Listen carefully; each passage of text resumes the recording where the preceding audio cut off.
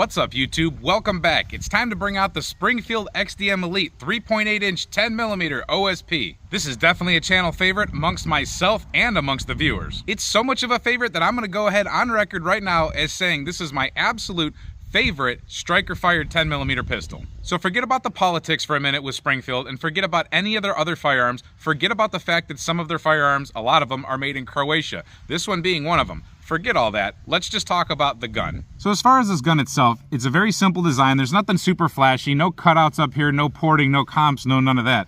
They have good slide serrations, and you can go ahead and fill them in with grip tape and things like that. That really does help. The texturing is not that bad underneath here, but the grip tape type of stuff only helps things. It does have a backstrap safety, and a lot of people don't like that. However, I can promise you, you always actuate it. I've never failed to actuate this, where a 1911 safety, I have actually failed to actuate 1911 safeties unless they have this pretty aggressive speed bump here on there, or whatever you're going to call that. But this has an aggressive bump, and you're just not going to miss it, so that's a no factor. Let's forget, like I said, there's so many things we have to forget about Springfield. Forget the fact that they used to put grip zone on their grips. This grip is good, and with the 11 round, or sometimes 10 round, depending on how you make it, magazine in there, it's just big enough for me to get my hand on it. My pinky does hang off a little bit, but we can change that around. We can go ahead and bring the 15 round magazine for the full size guns, and those work just fine. And then you can see I have plenty of purchase. That little piece of grip tape's right where my finger lays all the time. This is more than enough grip to be able to get a high master grip into the gun. Get a good wrap around. This thing's not coming out of your hand. It extends just a little bit farther. So whether it's the 15 round or the 10 or 11 round setup, you'll be good to go. That's good capacity with 10mm, and they both feel decent in the hand. As far as the length of the slide or barrel, we have 3.8 inches. That's more than enough to keep this gun super accurate. We've shot this gun on camera over and over and over again, and it constantly proves itself as far as accuracy.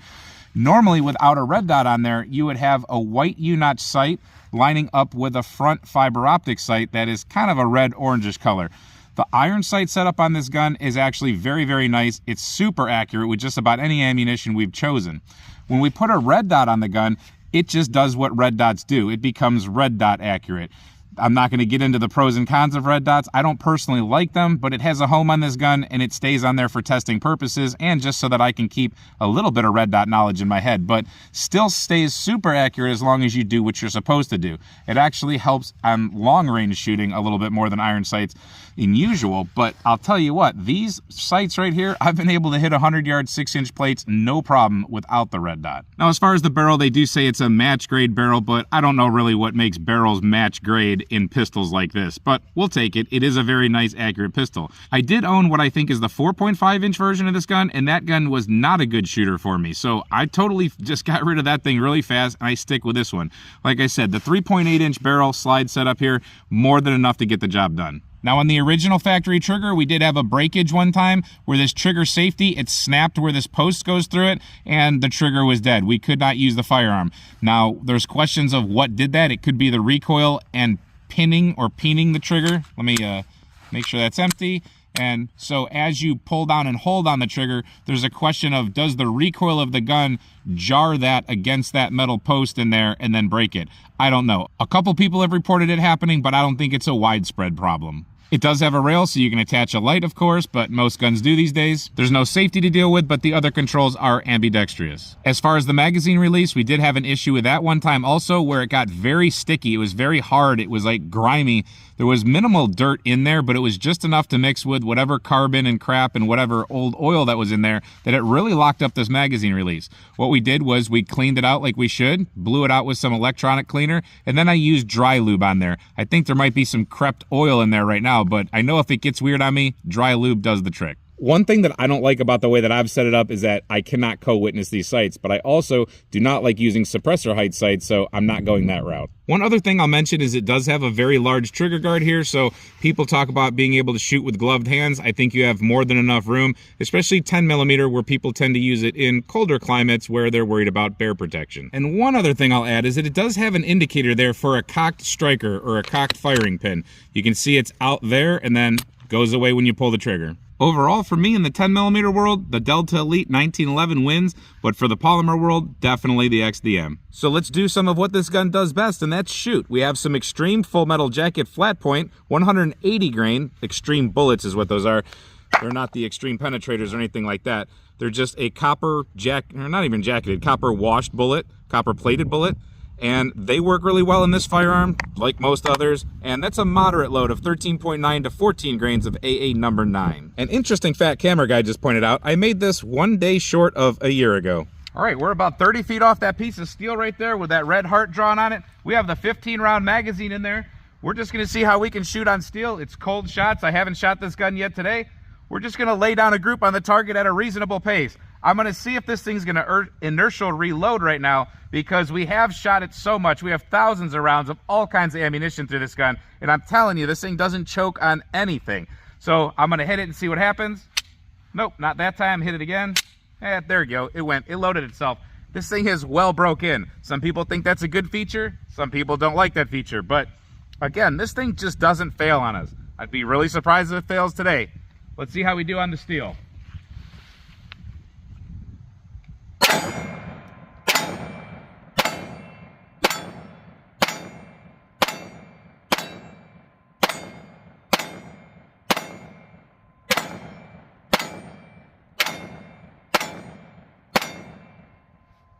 So that is more than enough power. I'm pulling a little low to the left. Let's go take a look. My shooting wasn't the best today, but that's not a bad group. I'm not the best with a red dot, but for defensive purposes, this will do it all day long. As you can see, that was just about as much capacity as you get out of a 40 caliber usually, a little less than a 9mm, but a whole bunch more power downrange. All right, just for fun, we're a little closer. We're at about 20 feet now, more self-defense-ish distance. Camera Guy's gonna give me an up. I'm gonna be at kind of a low ready, and we're just gonna see how we go a little faster with it. And remember, I'm not the best with a red dot, so don't laugh at me too hard if I fail. I'm gonna have to find my red dot first. Ready when you are, Camera Guy. Up. Terrible at it. All right, we emptied it out. I am terrible with a red dot, I can admit. Let's take a look. So a little hiccup on my end, but 3 right there where it counts, and then I think that still counts, and I'm pretty sure that'll still count. But I'm not joking, my red dot's all over the place due to recoil, but also due to the fact that I'm just not good at managing recoil with a red dot. Now, a lot of times when you go shopping for 10mm ammunition, you're gonna find something like S&B, Blazer, God forbid Federal.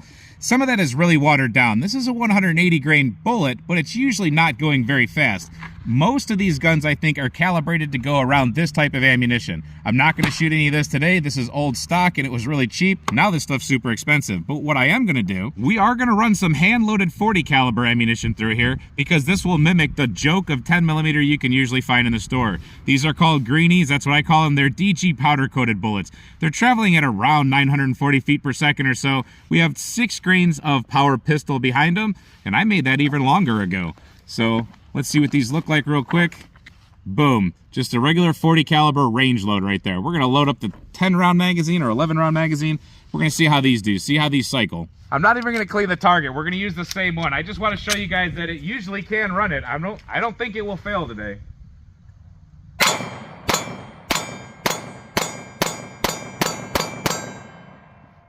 Boom, ran them quick too.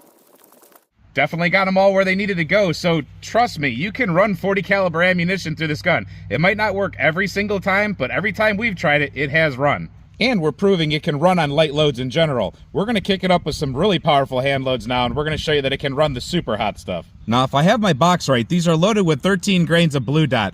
Maybe a touch more. We should be getting about 1,450 feet per second for a total of 723 foot-pounds. We're gonna run it through the chronograph really quick, but these are definitely hot rounds, and this gun handles them just fine. The projectile is a Hornady XTP. We did an ammo test with this round, and you should check that out. It's definitely a pretty devastating hand load. All right, we're like 15 feet off that chronograph or so. We're just gonna send one through there. Hopefully it picks it up, and we're gonna catch the velocity. Wowzers, 1453. We said it would go there. All right, we've switched out targets. We're at something more of an aim small, miss small situation there. The center of that target is a separate piece of steel, a little bit harder to hit. We have max blue dot in here, making this very powerful. You saw the energy, foot-pounds, you saw the velocity. Now, when you're dealing with a bigger, more capable caliber, in my opinion, something like 10mm, especially loaded hot, you want to be able to get on target and effectively hit it. Mag dumping, it's not my style. If you have lesser cartridges, lesser calibers, and I don't mean that to pick on them, but just less powerful cartridges, you can get away with that. You saw that when I put the 40 caliber in here, I could shoot much faster. But to be controlled with something like 10 millimeter, or if you're rolling with 357 Magnum, something like that, you better take your shots properly. The idea is one shot stop. So if you're gonna do something like hostage shots or any kind of these scenarios where you think you're gonna get these really long things going on, Texas, just think of that, with 357 SIG, you better be able to shoot. So I'm gonna take a controlled cadence at this plate. I'm not gonna come out of the holster or anything like that. And with a controlled cadence, let's see how many I can get in the red. That would be precise, let's say T-box zone, something like that. Bear charging you, people say aim for certain areas. You better be able to aim. So let's see what we can do with really hot ammunition, controlled cadence. I'm not gonna worry about presentation because I suck with a red dot. I'm just gonna worry about shooting.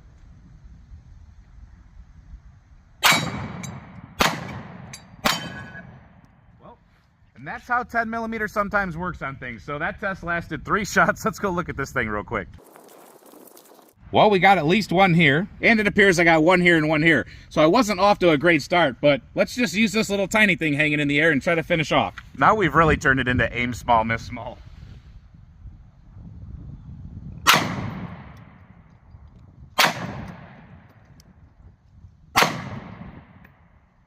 Might as well just finish trying to kill it. That's a bad angle. I better not shoot that anymore. It's 10 millimeter. What can I say? Well, we got 1, 2, 3, and 4. I don't remember the order of which it happened, but yep, that thing got creamed. I have 4 more shots and I don't know my 0, but let's just go for some headshots on that dude. Well, got him in the throat. That was somewhere in the head. Yeah, that'll do it.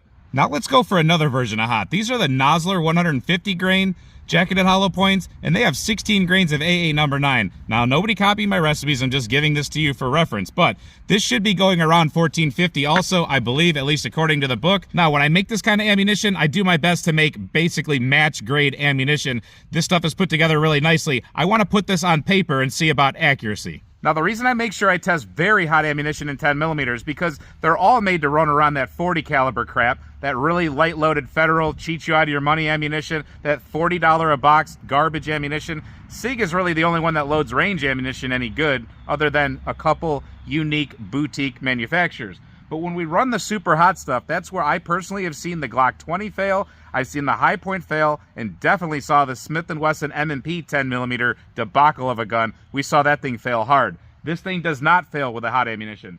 And I want to show you accuracy with hot ammunition because it has a tendency to scare people. You can develop a flinch. In a defensive situation, you might end up with a flinch no matter what you're shooting. But as far as being able to control it here when we're just practicing, you shouldn't have a problem if you know how to do recoil management type of things. With all that blah blah out of the way, let's shoot.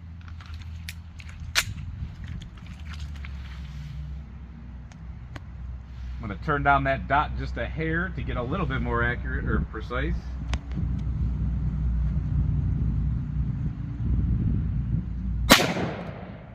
And yes, it did come out of my hand because I forgot we were shooting the hot stuff. I was a little bit over on the X. We had 1372, so not as fast as I would like to see it go.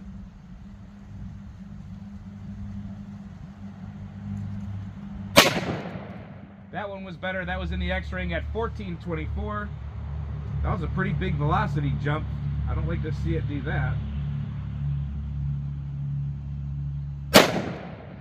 And we have another one in the X ring at 1413.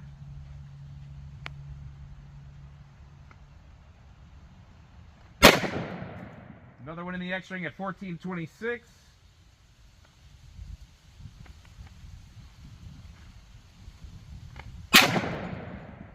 Another one in the X ring at 1467.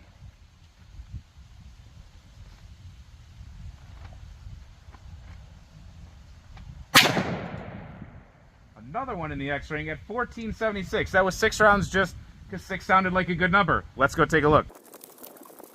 So when I actually hold on to the gun and I do my job, they all go where they need to go. This one here was me not holding on, and maybe I broke that trigger a little sooner. I forgot that it does have a decent trigger in there right now. But accuracy with hot ammo is there. Now, I don't know about barrel length restrictions or caliber restrictions wherever you are if you're a hunter, but hey, hunting? All right, notice we have the 40 Smith & Wesson back in there again. And I just want to show you guys one of the reasons I think this gun is super fun. This post right here marks 75 yards back to a 12-inch steel plate. You can probably not see it back there. Camera guy's going to try to focus in real quick to show you. It may or may not work.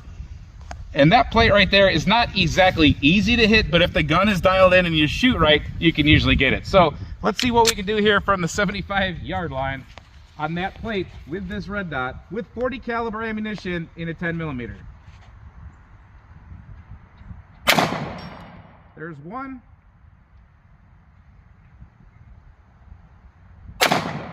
There's two.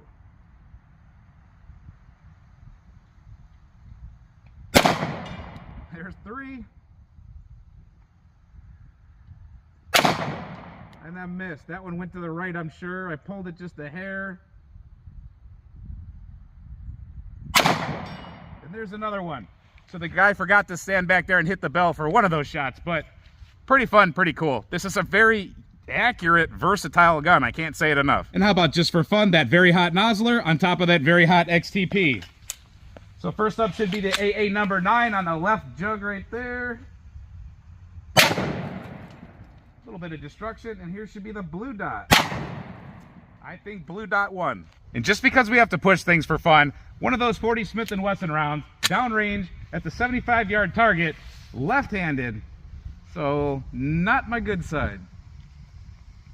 If I could even find the dot.